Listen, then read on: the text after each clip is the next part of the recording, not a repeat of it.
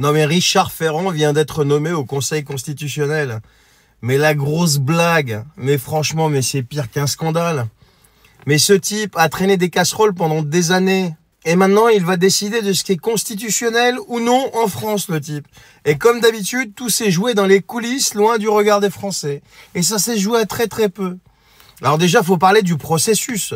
Alors normalement, une nomination comme celle-ci, eh bien, devrait être soumise quand même à un vrai débat, à un vrai contrôle démocratique. Une espèce de commission, de je sais pas quoi, là, machin. Non, non.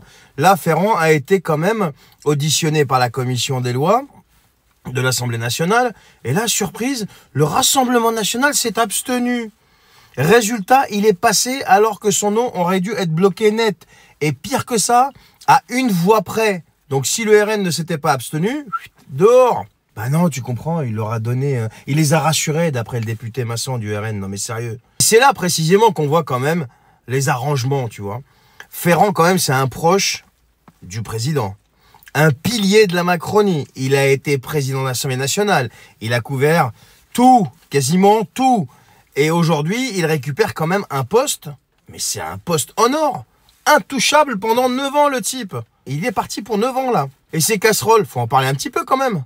L'affaire des mutuelles de Bretagne, ça vous dit quelque chose? Alors, une histoire qui était quand même bien nébuleuse, bien sombre, où Ferrand a quand même été mis en examen pour prise illégale d'intérêt. Alors, certes, il a bénéficié d'un non-lieu, mais l'odeur quand même du copinage judiciaire est toujours là.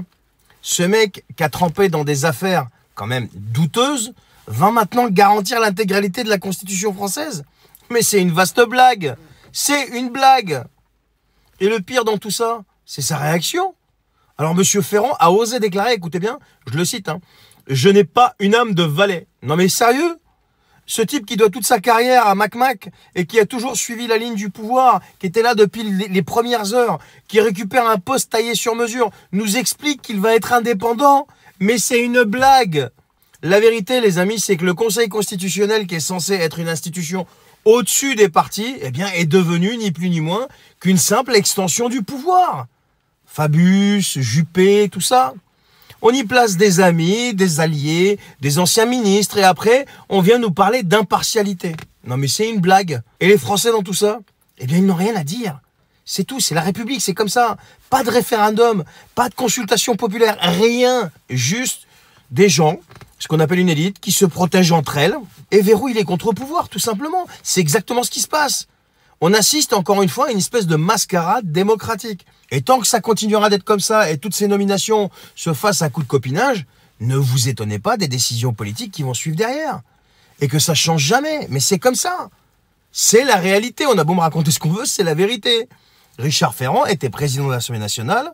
Richard Ferrand, qui n'est pas un valet ou je sais pas quoi, qui n'a pas un esprit ou une âme de valet, quand le livre est sorti, là, vous savez, de David et l'homme, le juge, et je ne vais pas dire le mot ici, c'est quand même lui qui s'est fait rectifier sa déclaration quand il y a eu l'enquête. Non mais vous vous rendez compte, c'est ça qu'on a. Et ce mec-là va être président du Conseil constitutionnel pendant 9 ans, et c'est lui qui va décider ce qui est constitutionnel ou pas. Voilà. Et après, on s'étonne des décisions politiques. C'est pour ça que je vous dis que tant que ça continuera comme ça, les décisions politiques ne changeront jamais. Voilà les amis. Allez, félicitations, à la prochaine.